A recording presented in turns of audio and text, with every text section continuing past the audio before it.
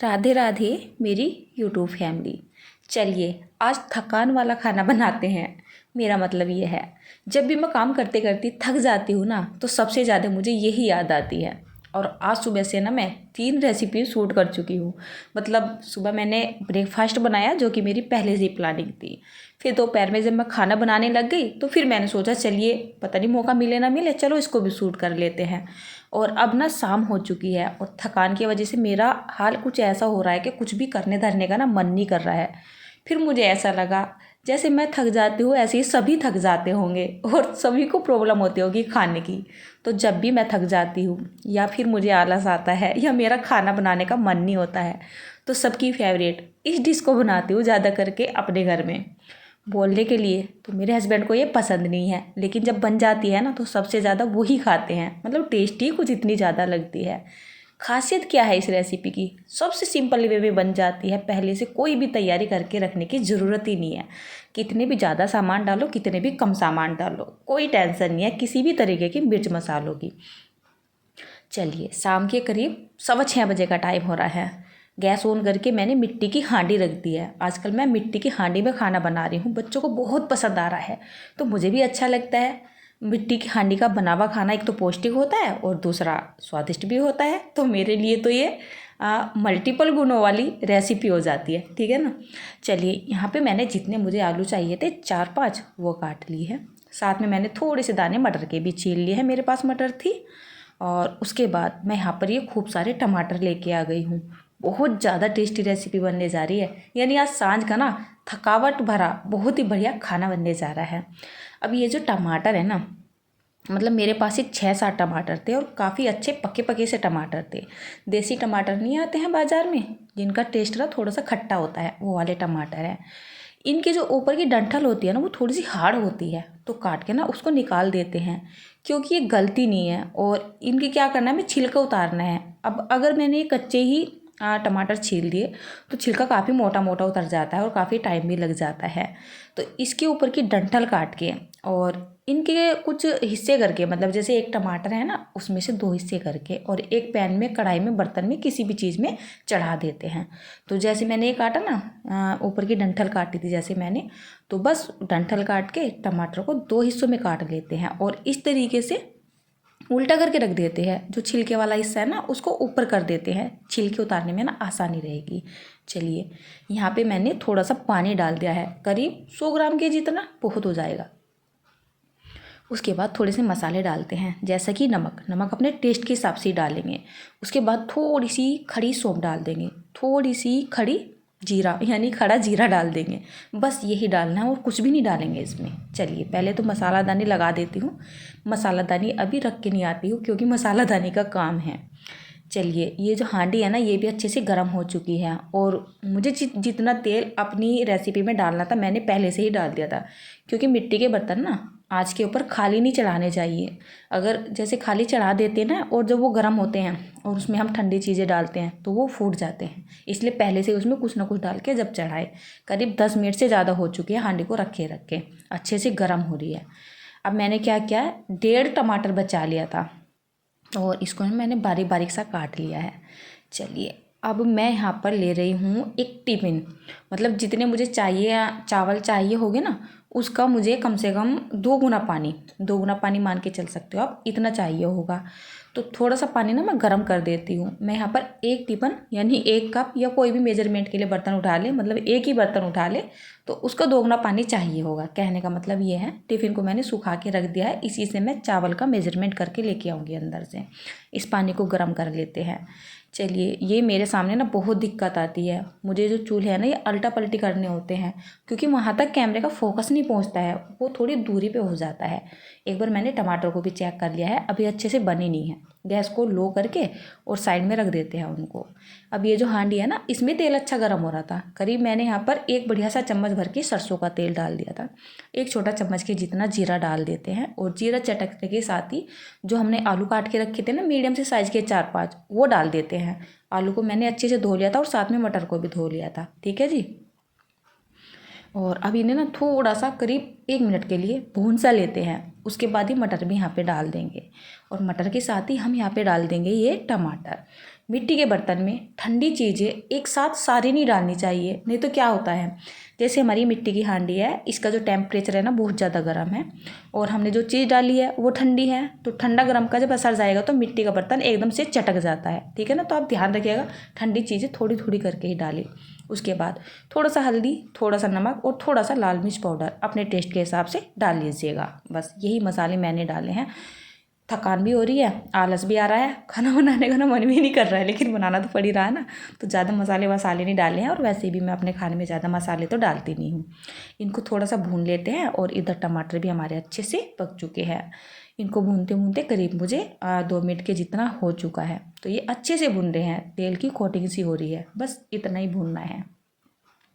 चलिए, जिस टिफ़िन से मैंने पानी गर्म करने के लिए रखा था ना, उसी टिफ़िन से मैं चावल निकाल के लेके आ गई हूँ। मैं यहाँ पर बासमती चावल का इस्तेमाल कर रही हूँ। अब हमारे यहाँ पे घर के चावल तो होते नहीं है, कोई खेती वगैरह तो है नहीं, तो मार्केट से चावल लेके आते हैं, तो थोड़ी सी अच्छी क्वालिटी के लेके आ जाते हैं। पुलाव, खिचड़ी, बिरयानी अच्छी बनती है बहुत ज़्यादा। चावल को मैंने फुलोया नहीं है, साथ के साथ ही धो के लेके आ गई हूँ और यहाँ पे डाल दिया है, ठीक है। अच्छे से इसको मिक्स कर देते हैं। चलिए, तैयार हो चुकी है। अब बारी आती है इसमें पानी डालने की। जो पानी है ना वो भी अच्छे से खोल रहा था, मतलब अच्छा खासा ना गर्म हो रहा था, वो पानी यहाँ पे डाल देते हैं। अच्छे से कर देते हैं इसको मिक्स। चलिए, अब मैं यहाँ पर एक चीज़ डालने जा रही हूँ, यानी एक मैजिक मसाला डालने जा रही हूँ, जो है मेरा पाव भाजी मसाला। बस 1 चम्मच के जितना वो डाल दीजिएगा और बस फिर आपकी जो ये खिचड़ी, पुलाव, बिरयानी जो भी आप बोलते हो, हम तो इसको नमकीन खिचड़ी बोलते हैं डायरेक्टली, ये डाल देते हैं और इसका ना टेस्ट बिल्कुल बदल जाएगा। यकीन मानिए बहुत टेस्टी बनता है। यहाँ पे मैंने ना चावल ज़्यादा ही डाले थे, मुझे ऐसा लग रहा था बच जाएगी तो सुबह को चाय के साथ खा लेंगे, लेकिन आप यकीन मानिए बच्चों ने क्या, मैंने क्या और हस्बैंड ने क्या, सासू माँ ने क्या, मतलब सारी की सारी ही चट कर दी, पूरी हांडी खाली कर दी थी बनने के बाद जब खाने के लिए बैठे थे।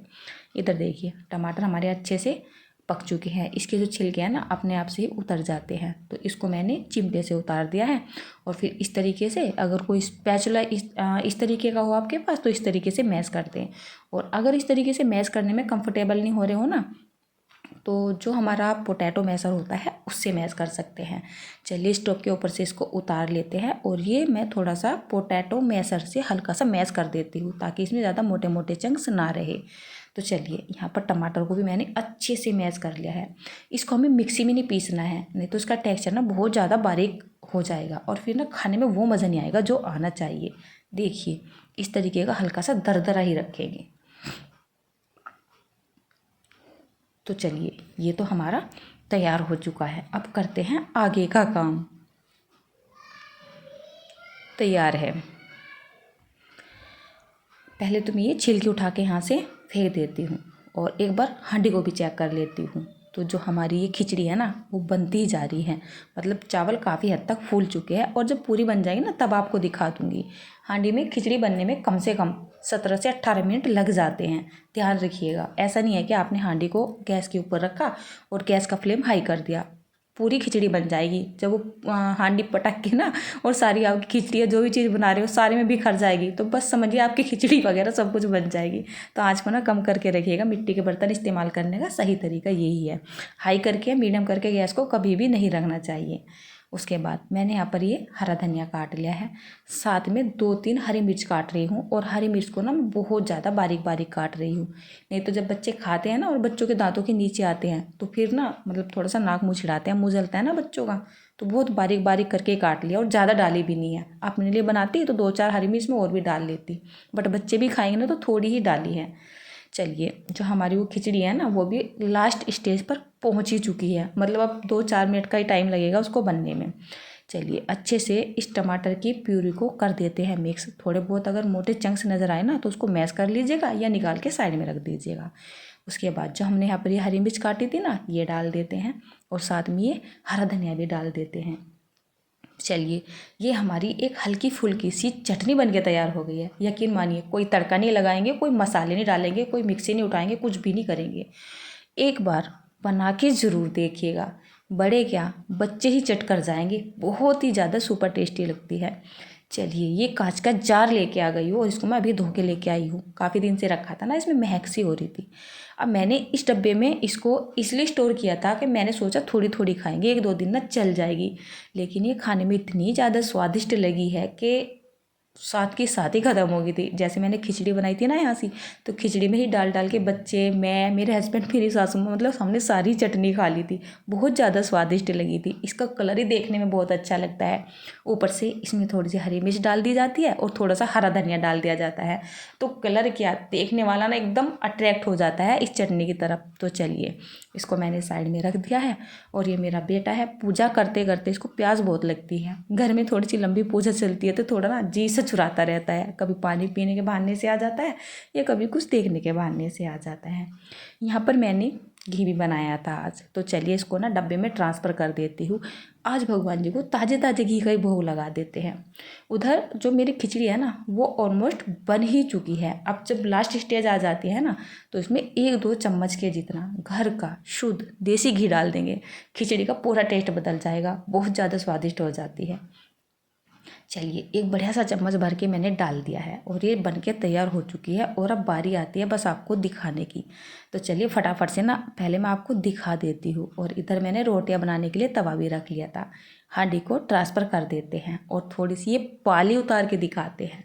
तो ये देखिए कितना सिंपल, पौष्टिकता से भरा हुआ और बहुत ही ज़्यादा सुपर टेस्टी ये हमारा पुलाव बिरयानी, ये हमारे तरीके से बोली जाए तो खिचड़ी बन के तैयार है।